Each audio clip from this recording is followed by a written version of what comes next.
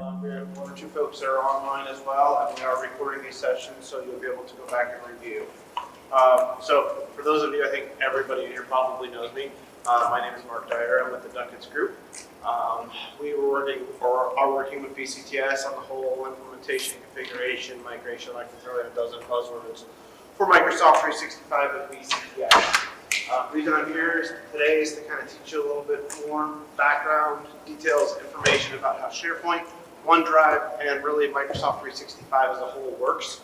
So you kind of have a better understanding of the background, how we got to where we are today, some of the technical issues that we're seeing, how to resolve those, and just overall kind of how to use the solutions, service, and environment better as a whole in the long run. So I'm going to go through a lot of stuff. As I mentioned, I do like to walk around and move, so just bear with me as we do that. Got a lot of content to cover. I know 3 hours seems like a lot of training, but it's a lot of time to sit in a training room and it's not fun. I understand that, but it's a ton of information to cover in a 3 hour period. We're going to start really, really simple. I'm going to start at a very basic level, one of the basic fundamentals of the cloud, what it is. And by the time we're done, we're going to go very deep, very technical. So I'm going to cover a lot of ground really fast. Bear with me, please let me know if you have questions.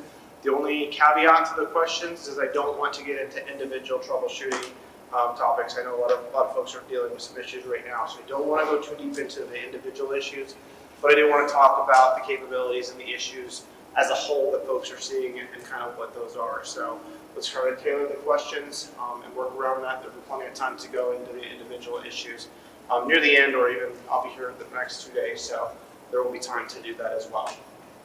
Any issues, any questions on that so far? Awesome. All right, so I've broken this up into 3 hours. First hour, what we're going to do is kind of cover just an overview of the cloud, like I said, overall, what it is, the users and groups. I will touch a little bit on SharePoint, the structure of SharePoint itself. Then we're going to go deeper into SharePoint and OneDrive. I'm going to show you guys how to create and edit SharePoint sites, what it really means to have a SharePoint site, what do we do with that, why do I care, those kinds of things. And then in the third hour, I'm going to dig more deeply into Microsoft 365 FP1 service, how we're using it, what is available to you, and how we do all different access all the services and content that is out there. So the first hour, like I said, we're going to dig into what is the cloud. So with that said, let's go ahead and get started. So what is the cloud? Like I said, we're going to start super duper basic here. Because I've done these training sessions and had people in the lab had people ask me some really just even simpler questions. So, what is the cloud? Well, computers have been around for a long time. We all know that, right? Computers have been around since the 50s. But really, we didn't really start talking about the internet and all the things that you could do with the internet until the early 90s. We're all familiar with these old machines. Probably used them in high school or earlier, even if you remember those. So the internet itself. We all know we had to initially connect, you needed a modem. We all know that the sound that a modem made when you dialed in the first time. The things you could do with the internet were super limited, right? You could go on, you could maybe chat with folks. You had to use something like AOL to connect. It was a whole very detailed process. The basics of the internet, what was it, right? We all remember things like Netscape. You had to have a web browser to really access the internet. We dialed in, but you had to use AOL or one of the other software tools, and you had to have a browser, because the browser is really the only way you could connect to the internet, really the only way you could do anything. All of our web pages were basic HTML. The ugly web pages, remember, like Yahoo. They just had links. They were basic HTML. They didn't have functionality. They weren't full-fledged applications like we have today. They've changed a lot over the years. So what does the internet do? How does it really work? What does the browser do is an important piece to take from this, because the browser is really what makes accessing, or made at the time, accessing the internet possible. If I wanted to go in the early 90s to google.com, I had to type in on my browser, google.com, and it went out, figured out where google.com is, connected to a computer somewhere else. That computer said, okay, this is what the user is asking for, this is what they want to see. Google then rendered that information and sent some code. The code is what actually got sent back to our browser, and the browser reads that code and says, this is what the user wants to see. They want to see some pictures, they want to see some words. This is what it looks like. That's all it is. It was really, really simple. It's really, over time, become what we know today. And then I have my animations that show this process that I don't need to talk through. One more slide. There we go. So over time, the concept of a browser got a lot smarter. We can do so much more today on the internet. We can do so much more with our browsers than we ever could. Over time, we got to be able to access full applications. We can play games. We can run databases. We can do things like media streaming. We all watch Netflix and all the various streaming services that are out there. We can access Facebook and LinkedIn and every other service, and you can access it from your phone because the concept of the browser got so much smarter and really gave us the ability to do a lot more than we could do back in the day. Well, Microsoft Office followed the same schema, this same transition and process. Believe it or not, Microsoft Office has actually been available in the cloud since around 2001. It's been around for a long, long time. Most people didn't even realize it. The basic applications were available: Word, Excel, PowerPoint. Really nothing more. Fundamental things kind of came along at the time. But the service itself never really changed. We really just wanted to work in Word. We wanted to write documents. We wanted to type a paper, whatever we wanted to do. It didn't really become fully cloud capable until like the mid-2010s, where it really became a service that businesses, companies, organizations started using. And around that time, the cloud, Microsoft Cloud, Microsoft 365, at that time was known as Office 365, became more of a full-fledged application. We took and added all kinds of additional tools, things like Planner, OneDrive, Exchange. We all know our email is now in the cloud as well. Things like SharePoint, Skype, camera teams, and a whole bunch more. Lots and lots of different applications became available. All of these applications do different things. You kind of see this grid on the right-hand side that kind of breaks it down based on the service line. What is it you're trying to do? Our Office applications we've already covered. We've got tools for collaboration, working with your teams, things like Yammer and SharePoint and Microsoft Teams. We've got things just for accessing email, things from videos, and I don't need to read every little section there because you can see what's there. But all the different varieties of applications. You're going to hear me say this again, but overall, in Microsoft 365, there are 40 different applications that you can access, things that you can use depending on what you want to try to do. So the capabilities, the power, possibilities within Microsoft 365 has really grown in a very short period of time to give us a lot of capability. All right, back to where we were. So we talked about the browser. We talked about how the internet kind of changed and how the concepts that we were able to share have really changed. Now let's talk about how this pertains to business, how this pertains to companies. Every single user in this room, every single user who's probably worked in any kind of company in the last 20 to 30 years has seen a room like one of these. Because every organization had one. I'm going to call it the IT closet. Let's call it the room down the hall, whatever you want to call it. Some kind of room that every business had, or still has in many cases. It can be just a closet with a bunch of laptops on it. It can be a full-fledged data center that has all kinds of racks of hardware and information in it. We have some here. In fact, one of them I think is sitting up there, if I'm correct. Looks very similar to one of these. The simple concept here is, where do we take all of our company data and put it and make it available to our users? Things like our file shares. You're all very familiar with file shares. Our internal websites, our network drives, even things like your email and your business applications, the things you use on a regular basis, lived in one of those ugly IT closets. That's where it all sat, and that's how you accessed all your information.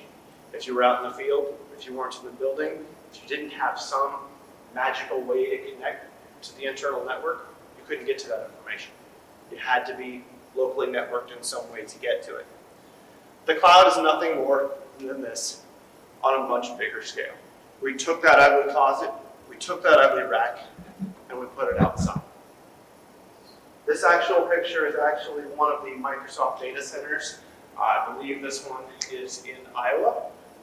looks very similar to this. Well, this is not one.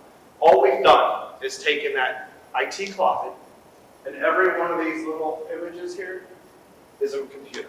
So every single one of those. Now imagine how many computers this big we can fit in a building that size. So there's a ton of data, there's a ton of computers, and a ton of information. And this is just one. That is the concept of the cloud. We took that rack, we put it in Iowa. Oh, and by the way, then we replicated it all over the world. That is the concept of the cloud. We've taken that data center, put it in a place where it becomes worldwide available, and given you a way to log in and access your files, your information, and the things that P1 service or the BCTS needs to have access to become available. Why do we move it all over the world? This creates a whole structure of redundancy, of security, of capability, so you can get to your data in real time, no matter where you are. The reason you can do it from your phone, the reason you can do it from your tablet, from any computer in any location, is because of this. Heaven forbid there's a natural disaster, we lose an entire data center. Our information is replicated all over. So it doesn't matter what happens. You don't have to take your service down. You never lose access, and everything is available just shy of 100% of the time. That's the reason we moved to the cloud. But there's a lot more reasons we use the cloud. Some major benefits. I'm not here to sell you the cloud. I don't need to go into all the intricate details of why and the cost savings and things like that. But some key things that we do want you to know, key things that we want you to understand is the why. Because it's available online. It's available to you anywhere. It's available to all of our users. It is overall more secure. It's hosted on Microsoft servers. Why do I care about that? Because if you remember, let's say 10, maybe 15 years ago, we all saw those emails that said, such and such service won't be available this weekend. We have maintenance, we have to update something. When we work in the Microsoft cloud, everything is updated by them in real time. You never have any downtime. It takes all those funny downtime windows out of the picture. It's no longer an issue. The other great thing is with Microsoft being online, all of our apps and services work together. All of your capabilities, things like OneDrive, like SharePoint, like PowerPoint, are all available and can talk to one another. So that's the reason we can do things like use Microsoft Teams, and I will continue to say Microsoft because that's what we're using. Microsoft is obviously not the only cloud provider. The concept is it puts it all in one place, gives us the ability to collaborate and work together with our coworkers in real time in ways that we couldn't have done 10 years ago. So it's a very, very powerful tool that gives us the ability to collaborate much better than we ever could. And one of the next big questions I always get at this point in my discussion is it really more secure? If we put all of our information with every other company in the world stuck in the same building, how is that more secure? The reality is it is because we can do a couple of things. Number one, all of our data is stored in the cloud, which means, and I'm going to go into this deeper this morning, when I start talking about how we share information, how we share files. When we stick everything in one place in the cloud, we can manage the security, we can manage who has access to what, we can see what changes are being made, who is making those changes, and we can really control what happens. Whereas if you're sticking things in a data center, you're sticking things in a closet down the hall, and I need to share a file with Jen, I'm going to email it to her. What she does with it, I have no idea. When we put it in the cloud, it stays in one place. It never moves, and we have complete control of the access, the updates, the versions, and all the activity happening with that. Much more secure. The other reason is, when we stick it in the cloud, we can put things like antivirus, anti-spam, email encryption. We can put wrappers all around the entire ecosystem and makes it much more of a secure platform than we've ever had previously. So overall, that is really the beef of why. Why are we using the cloud? We're saving money, we're gaining a lot of capabilities, we're gaining a lot of security, we're gaining ways of access that we've never had before. So it is a very powerful ecosystem that gives us the ability to do a lot. Now the slide that I have right now up this slide because it shows the complexity. It shows the number of applications that are available, but it really doesn't even include everything. Like I said, there are about 40 different applications that are available. The point of it is this. There's a ton of things that can be done. There's a ton of different files and types and applications that are available. Those 40 to somewhere between 40 and 50, it fluctuates on a regular basis, of applications and services that are available just in the Microsoft 365 cloud. Going back to my original slide, we used to connect to the internet using a web browser. You don't have to use that web browser anymore. Web browser is one way, and I'll refer to this a few times. The browser is kind of the definitive way to see what's in the cloud. But we all know we can do things like accessing our content from the cloud directly from Microsoft Word, from your file explorer, from your desktop. Doesn't matter. You don't have to use the browser to connect directly to the cloud from any service or any application on your desktop or your laptop or your phone at any given time. The browser is just a tool to make that happen. So take all this, everything that I just said, all those services and all those applications, and you're going, I'm never going to get this. It's too complicated. It's too much stuff. It's really not, because I'm going to simplify it to this simple slide. One thing. Data storage, two things, sorry. Data storage and access. When we talk about data storage, we're talking about two tools, SharePoint and OneDrive. Everything else is just a service that talks to our data. There are caveats to that, things like email. I'm not going to get into that today because I'm not concerned about that. But what I really want you to remember is data storage, SharePoint and OneDrive. And realistically, SharePoint uses OneDrive. So it's kind of one. But we're going to talk about both features. We're going to talk about how they work together. Everything else is just an application on your desktop. Whether you're using Word, Excel, PowerPoint, or one of the more detailed applications that we'll talk about later. Everything else is just a way to connect to your data and use the information that you have. Let me take a quick pause there. I just covered a ton of content. Any questions so far? I love to talk, but seriously, let's have some fun, right? All right, fine. Accessing Office 365. It used to be called Office 365. It's now Microsoft 365 because it's much more than just Office. That's on my slides, they'll say 365, same thing. There are three key ways to access Office 365. We have the web browser, the application launcher, which looks like this. We have the file explorer, which works through OneDrive, the OneDrive sync service. If you're not mad at me for the OneDrive sync service yet, you probably will be, but we'll talk about that by the end of the day. And then we have the Microsoft Office applications on your desktop. All of the different things that I said, Word, Excel, PowerPoint, etc. How do we connect to those? How does that all work together? That's on your machine as well. Those are the three key ways to connect to Office 365. So with that, I'm going to switch over to the demo really quickly, kind of just do a walkthrough and show you what this all looks like and how it works. So this is where I can start walking a little bit and actually stand on my computer and show you. So we all know when you go to office.com, I'll do this fresh just so you can see. What is the first thing that you see? You see a screen that looks like this. Looks a little bit different for everybody because the first thing you're going to see is what are the files you've been interacting with lately. What are the people around you doing? Where's all of your most recently opened, shared, and accessible content? Let me zoom out a little bit for you guys. What's that? You should have these icons on the left-hand side. It depends on where you are, but from the home page, they should be there. That is a version using Microsoft Edge. Those will show up as well as the ones on the right. You can access icons.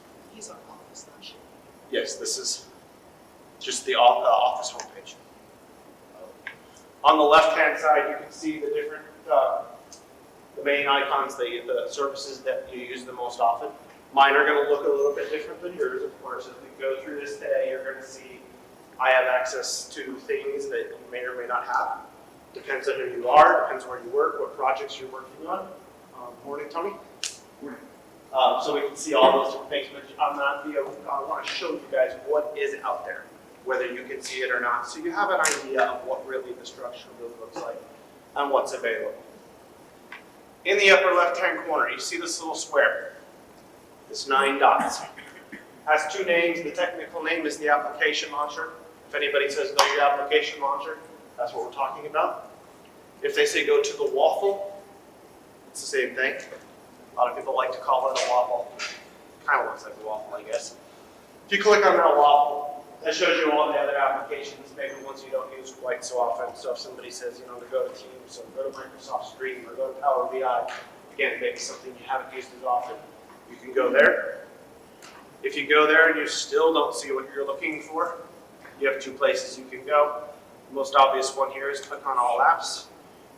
And there's a whole lot more there as well. So the services, like I said, those 40 some odd applications, these are just the ones that are available in BCTS. So there's a good number of things that are available to you. So overall, that is the concepts, the structure, and the services of Microsoft 365. That is how we get to them. I'm going to go into some of those deeper today. I'm going to show you how to search. I'm going to show you which ones you're going to use the most often. I will show you how to add them, how to find them, and how to locate your data, your information, and use them. One thing you will have me say a few times. Jeff. I've talked about the browser as the basis of the internet. The browser is just a way of accessing your content. You can use Office, you can use the different services on your machine. The browser is the most definitive. So for the folks that are looking and maybe not seeing a file on their desktop that they think they should have, look in the browser. The browser is like a window directly to the cloud. If you go back to that picture of the data center, it's a window. We're looking right into that data center to see what is in the cloud. We're not looking at a local copy. We're looking directly in, so the browser is your definitive source for what is where. Questions? We do have Power BI in some places in BCTS. That is growing based on need. The different services and features that come with Microsoft 365 come with some costs and things along the line. So depending on the business need, Power BI is a portion, but it's a very small portion right now. Great question. All right. That is the end of the very first section. I'll ask one more time. Any other questions? You guys are way too quiet. I'm going to cover 3 hours in 2. We'll get to questions, I'm sure. Mark, Yes? how would this work is there any way to, and no internet settings, right? So that we used to have local documents stored. Let's say, you're working somewhere rural, maybe you don't have cell service, can't get to the internet. Is there any sort of local save to be able to work on anything, or are you kind of dead in the water? I know we're expanding the internet in the world so vastly, but I did a job in rural Missouri that had no cell service and pretty shoddy Wi-Fi, and it made a lot of complicated issues, and it sounds like this case. Okay. That's a fantastic question. I'm going to repeat the question for the mic and for everybody that didn't hear. The question is, what about working in locations that don't have internet? How do we access our content, our data, our information in the cloud when we don't have internet? The short answer there is yes, absolutely there are ways to do that. I could, again, throw out lots of terms and buzzwords, localized caching, synchronized copies. The sync service is really a big piece of that because you can work when you're not online, because your machine pulls down and connects to the information that you use on a regular basis, keeps a copy of it, you do what you need to. When you get back online, pushes your updates back to the cloud.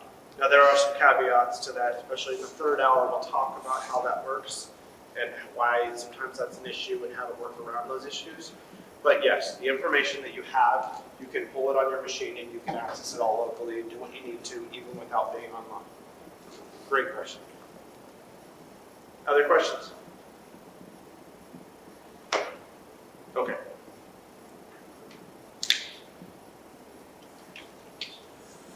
Users and groups. Everything we do in Microsoft 365 revolves around the user. Who are you? What do you have access to? and what do you need to do. So, John Smith. John is a new employee at P1 Service. So we created an account for John to access all of the P1 Service content. But we don't want to give him access to everything. He needs what he needs to do his job. But what do we know about John? We know his name, of course. We know his email address, his phone number, his company. He works for P1 Service. He works in the sales department. His office location is Lenexa, Kansas. Pretty basic stuff, right? But we know a lot more about him. Obviously, we know things like his password. We know the last time he signed in. We know where his desk is. We know the different experiences, backgrounds. We have all kinds of information about him. The point is we have the same type of information for everyone in this room and literally every user of P1 Service or BCTS. But what do we do with that? We're not just storing that information somewhere. We're using it to provide access. If we know you work in sales, you need to have access to all the files that are pertinent to every member of sales. If you work in Lenexa, you probably need a lot of the content that pertains to every employee in Lenexa. So we use all this information to determine what it is you need access to. Not everyone should have access to everything, but every one of these pieces of information helps us to build the profile for what you need to have access to. And this works by the way of a concept we call groups. Groups are not new. Groups have been around forever. You guys are probably very familiar. We have some basic groups that we use, security groups and distribution groups. Let's use the simplest one, the distribution group, because everyone knows what a distribution group is. It used to be called a distribution list. If I work in, let's just use the basic one, P1 all employees. If I need to email P1 all employees, I send an email to that. Everyone that's a member of P1 all employees gets a copy of that email. Super simple. Security groups, very similar. Security groups don't have a lot of detailed features, but basically they're a way of providing access to certain types of content, certain types of information.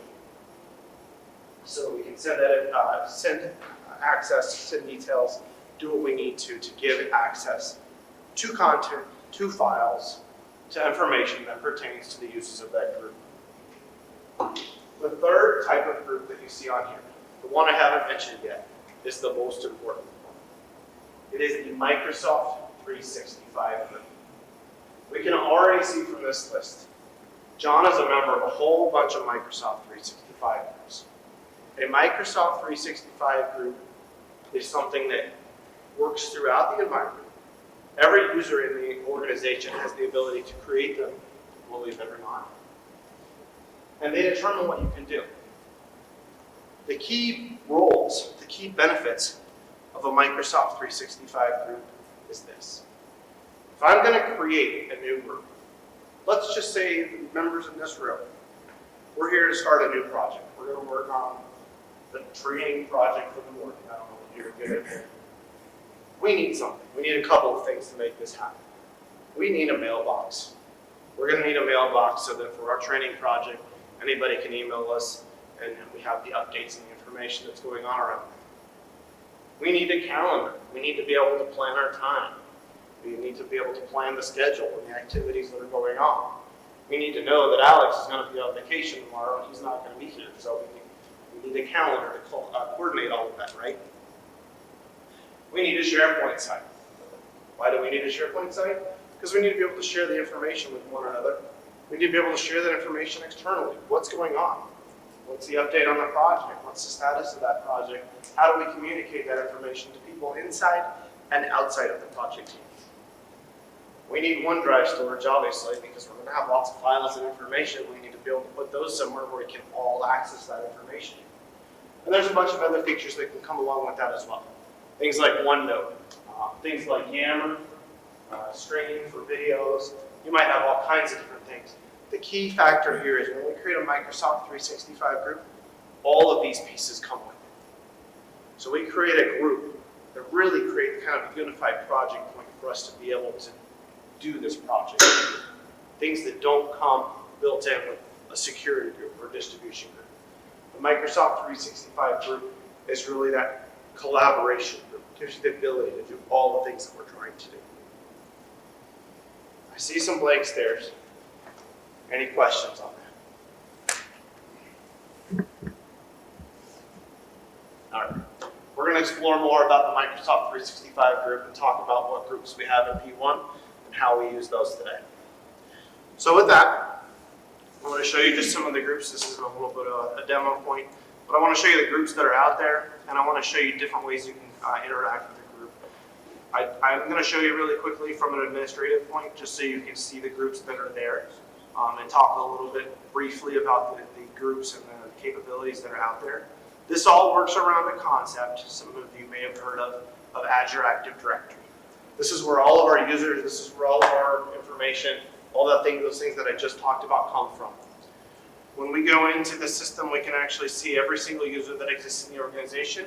In BCTS today, there are roughly, give or take, around 500, 550 odd users that are listed in there.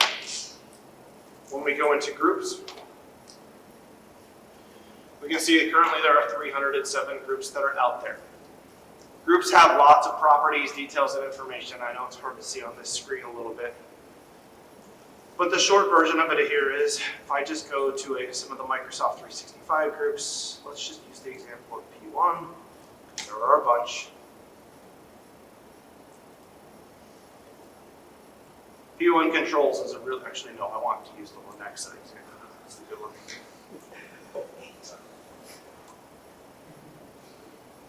We have a group, Microsoft 365 group, called Linux. There are 86 users in that group. We can see who's the owner of that group. We can see that group has some other details and properties we don't really care about. It does, in fact, have an email address.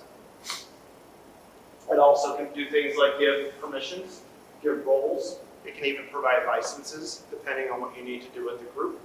So we have lots and lots of groups throughout all of P1 and throughout all of BCTS. Every one of you is a member of at least one, and in most cases, a whole bunch of those groups. So we can add groups from here. You can add different Outlook. The primary place we're going to add groups and that you all have access to create groups is through SharePoint. So I will talk about that in the next hour when we get deeper into creating groups, why you would create one, and how you use that. So lots of groups that exist becomes very important in everything that we do. Questions there?